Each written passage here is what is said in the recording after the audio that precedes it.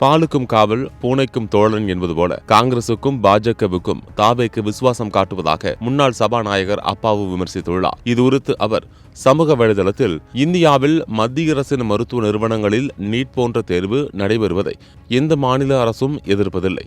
அதுபோல் மாநில அரசுகளின் மாநில வரி பணத்தில் உருவாக்கியிருக்கும் மருத்துவக் கல்லூரிகளில் மருத்துவ சேர்க்கைக்கு நீட் தேர்வு ரத்து செய்ய வேண்டும் என்பதை கருணாநிதி முதல் மு.க.ஸ்டாலின் வரை தொடர்ந்து 10 ஆண்டு காலமாக எதிர்ப்பதோடு தமிழக சட்டமன்றத்திலும் நீட் தேவைகளை என இருமுறை ஏகமனதாக மசோதா நிறைவேற்றப்பட்டு ஆளுநருக்கு அனுப்பி வைத்த பெருமை முன்னாள் முதலமைச்சர் மு.க.ஸ்டாலினுக்கு உண்டு.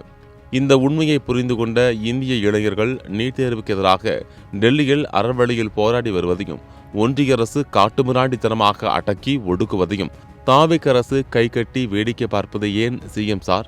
தமிழ்நாட்டில் டெல்லி நீட் போராட்டத்திற்கு ஆதரவு கொடுக்கும் மாணவர்கள் இளைஞர்களை கொடூரமாக அடக்கி ஒடுக்கி கைது செய்வது ஏன்? அவர்களை மெரினாவில் போராட அனுமதிக்காதது ஏன்? பாஜக ஆட்சிக்கு காட்டும் விசுவாசமா? இன்று இந்திய இளைஞர்கள் ஒன்றிய அரசின் அடக்குமுறையை தாங்கி பல நாள் உணவு உறக்கமின்றி உயிரை பணயம் வைத்து ஜனநாயக முறைகள் போராடி வருவதை தமிழ்நாட்டில் கண்டுகொள்ளாத தாவேக் அரசு இந்திய ஜனநாயகத்தை குழி தோண்டி புதைத்து கொண்டாடி மகிழ்வது வெட்கக்கேடானது.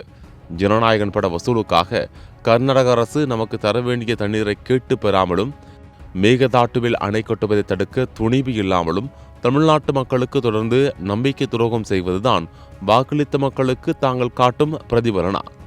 தமிழ்நாட்டில் தாவேக் ஆட்சி பாலுக்கும் காவல் பூனைக்கும் தோழன் என்பது போல காங்கிரசுக்கும் பாஜகவுக்கும் விசுவாசம் காட்டுவதற்காக தமிழ்நாட்டு மக்களை வஞ்சிப்பதுதான் ஜனநாயகமா சிஎம் சார்? இவ்வாறு அவர் கேள்வி எழுப்பியுள்ளார்.